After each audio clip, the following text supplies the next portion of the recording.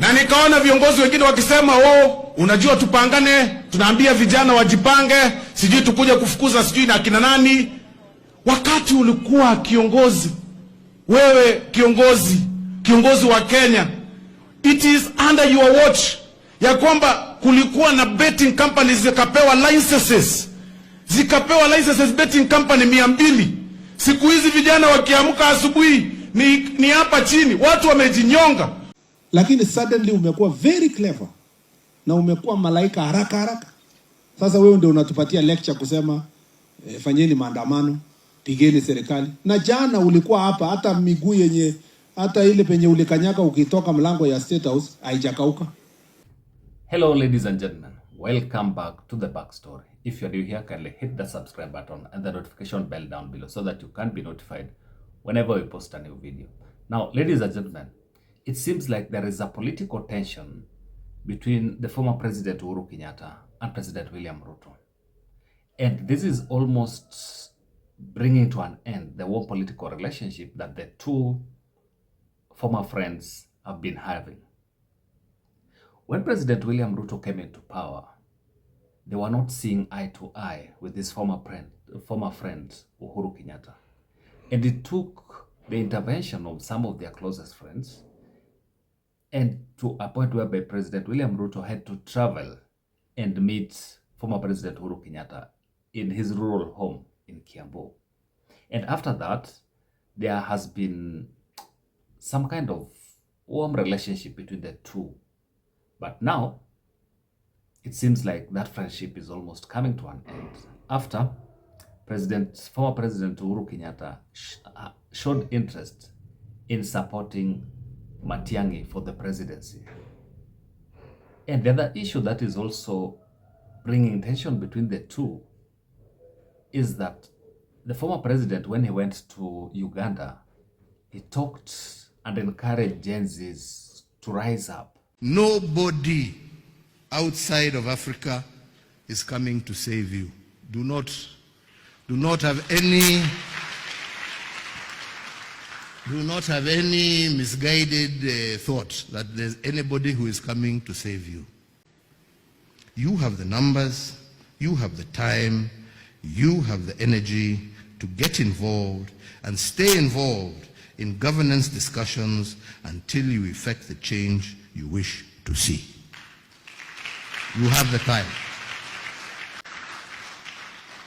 Our elder, Mzee here, told us that when he stood here starting his journey, he was 23 years old. He's now 88 going 89, still fighting. Some of you have not even touched 23 and you are lamenting. My friend, this is a call to action. Get up and start moving. This is your call to action. Now is the time. Now, not tomorrow, not the day after, not after you graduate. No, now is the time. Now. So immediately after former President Uhuru Kenyatta called out the Gen Zs to rise up, President William Ruto's handlers and close lieutenants also came out to attack the former president. Hata wino yenye ulikuwa unasainia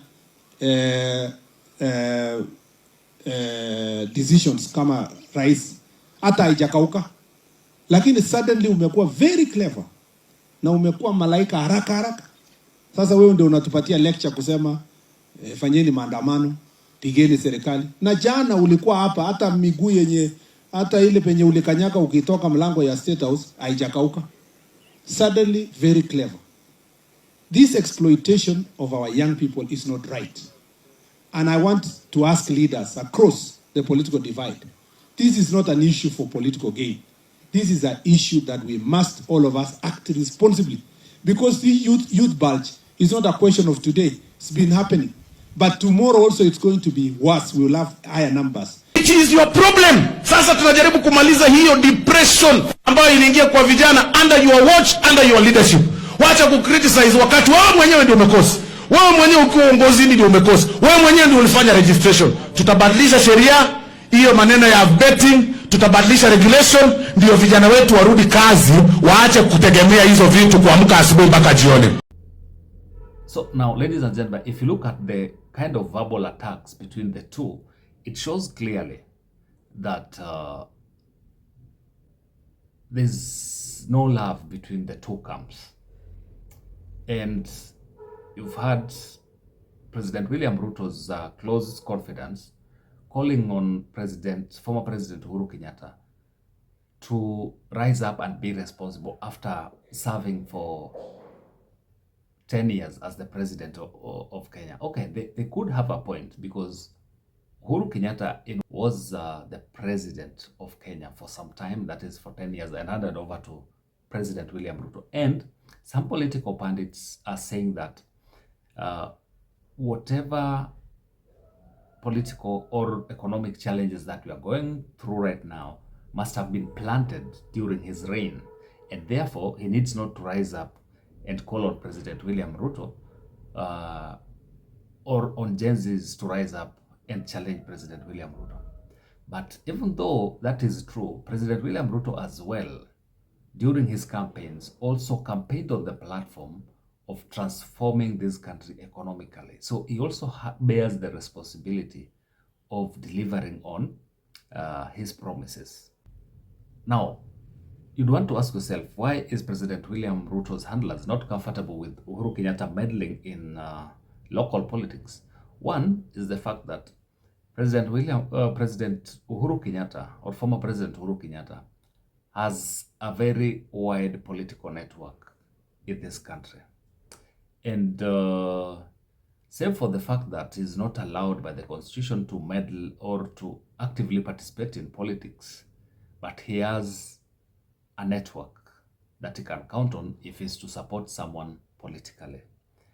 Then secondly is the fact that former President Uhuru Kenyatta is a man of means. He has resources, and connections when it comes to matters to do with finance. So whoever he decides to support ahead of 2027 general election might have the war chest to challenge President William Ruto in 2027. And this is why President William Ruto's handlers are not comfortable, because they know very well that he can pull a very serious challenge to them in 2027. That is a very serious challenge politically to them in 2027. So they're trying to kind of rebut and put a lot of pressure on Uhuru Kenyatta to go back into political lull or political slumber that he was in, so that the opposition does not have someone who can, like a pivot, kind of a political pivot, to hold them together. Because as it is right now, if you look at the opposition in Kenya, they don't have someone that they can coalesce around. The only two leaders that can do that, who can pull that, one is the former Prime Minister Raila Odinga and Uhuru Kenyatta. But now that the former Prime Minister Raila Odinga is in a working relationship with the current president, then the only remaining political leader who can hold the opposition together is Uhuru Kenyatta. So they are trying to put a lot of pressure on Uhuru Kenyatta so that he doesn't come out and support whoever he wants, because it's being said that Uhuru Kenyatta has a soft spot for Matiang'i. But as it is right now, Matiang'i has not come out openly.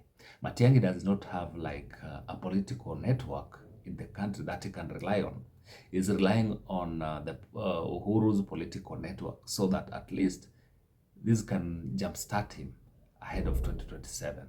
So this rivalry and relationship, these were buddies in 2020, in around 2012, when they were vying on a joint ticket, that the Ruto ticket in 2012. But over time, Uhuru Kenyatta felt that Ruto wanted to sabotage his government then, and they went separate ways. And even in the last 5 years of President Uhuru's reign, you remember, that Uhuru wasn't comfortable with Ruto as his deputy, save for the fact that he was not shown the door, just like the way Gachagua was. But they were not seeing eye to eye. And even during the first term or the first 1 year of President William Ruto's reign, they were still not comfortable seeing each other politically. And there were attacks here and there. So Uhuru still feels like Ruto did not give him an easy time during his reign. And maybe it's his time to revenge on President William Ruto. And President William Ruto is also not sitting comfortably, knowing that he has an opponent, he has someone who is a former president, who has networks, who has all the resources, who can take on him. He can finance someone politically to take on him in 2027. Because as we know right now, there's no someone solid or an opposition leader who is solid financially who can take on President William Ruto. So this is why you can see all the attacks left, right, and center, so that former President Uhuru Kenyatta can go back to his political lull or slumber ahead of 2027 general election. But it's something that we'll keep monitoring. One key thing which is of interest that we'll keep monitoring is, will the former President Uhuru Kenyatta come out openly and campaign for whoever will be chosen as the opposition leader who will take on President William Ruto? Will he come out openly and campaign? And what are the implications, that is, when it comes to constitutionally, what are the implications? We'll try and look at some of those. And what will be the impact? What will be his impact ahead of 20? Remember, the former President Uhuru Kenyatta also has political connections and relationship with the former Prime Minister Raila Odinga. Said that if he decides to call on Raila Odinga to come out and support whoever will be chosen as the flag bearer of the opposition, it's possible that they can still strike a deal, because they've been friends for the last 5 years. And it even dates to the friendship that their parents had pre-colonial times and all that. So ladies and gentlemen, it's going to be a very, very interesting political scene ahead of 2027. But we'll keep you guys updated. So if you're new here, kindly hit that subscribe button and the notification bell down below so that you can be notified whenever we post a new video. Until next time, bye-bye.